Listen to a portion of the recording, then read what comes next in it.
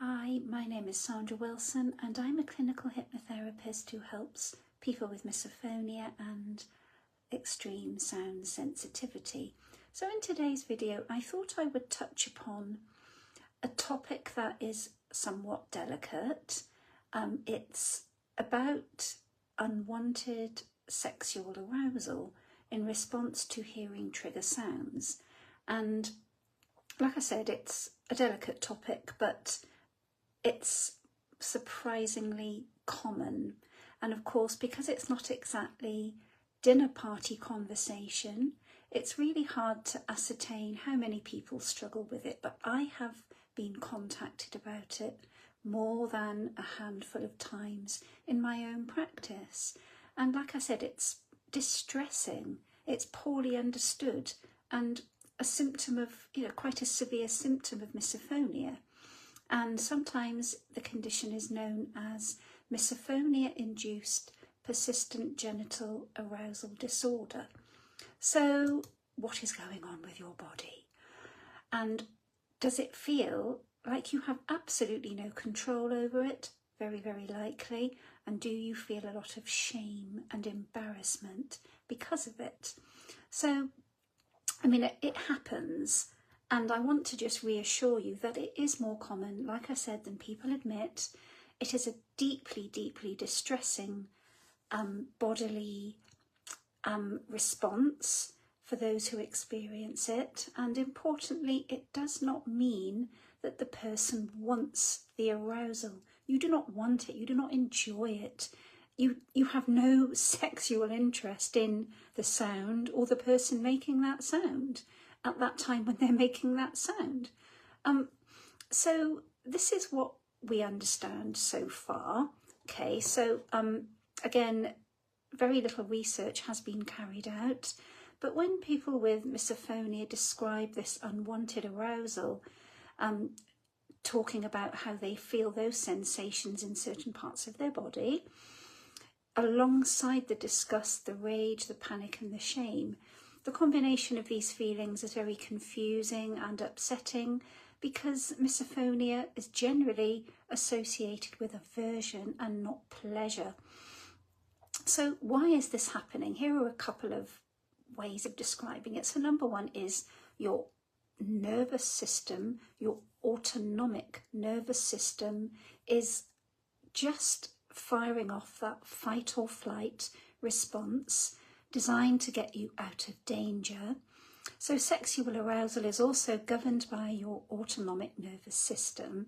So when the system fires intensely, sometimes these signals can spill over into other bodily responses, including genital blood flow without any sexual meaning. So think of it as a reflex. If you bashed the muscle below the knee, your leg goes up.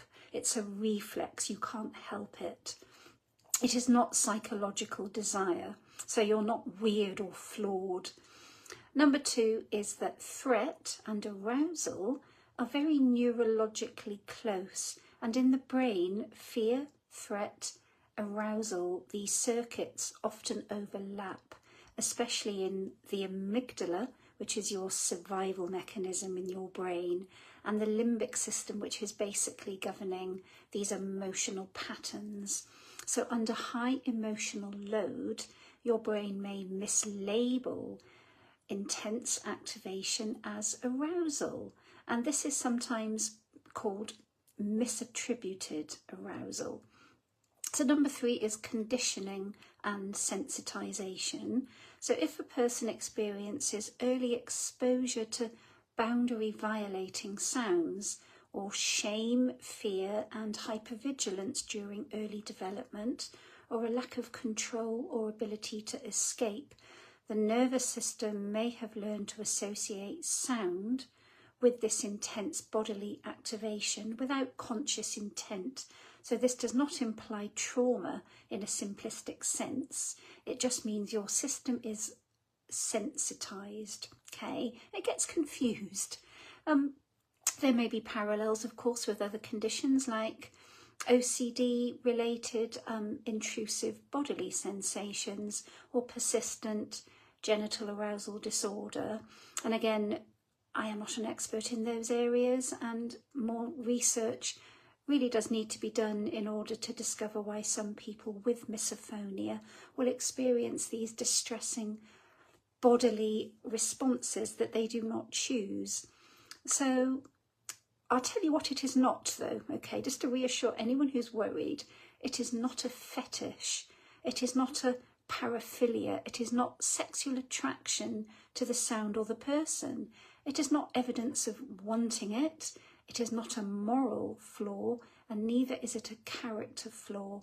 So I know that many people, clients that I've seen in my practice, often do feel shame precisely because the response contradicts their values. And this is often why people do not like to talk about it. There's a fear of being misunderstood. There is sexual shame layered onto the misophonia shame. And sometimes people worry that they'll be misinterpreted, misunderstood, and lack the clear language to describe it in a way that feels comfortable. Because at the end of the day, as I said at the start of the video, it's not exactly dinner party conversation. So don't worry about it, okay? It is not something that you are choosing. And the more you worry about it, the more shame you feel, the worse it's going to get, because, of course, the nervous system responds to anxiety and worrying. So therapy can help, of course. This is not intended to be a sales video. If you would like to get some help from me, I am always willing and open to have a consultation, but this is not really, what I really want to try and do in this video is to reassure anyone going through it that it is not something that you have chosen, and it does not mean, again, like I said, you are flawed. So if this video has helped, I really hope it has. I'm going to be doing a little bit more on this topic. I do hope that you have found some use for it, and I'll be back with more content another day. Bye for now.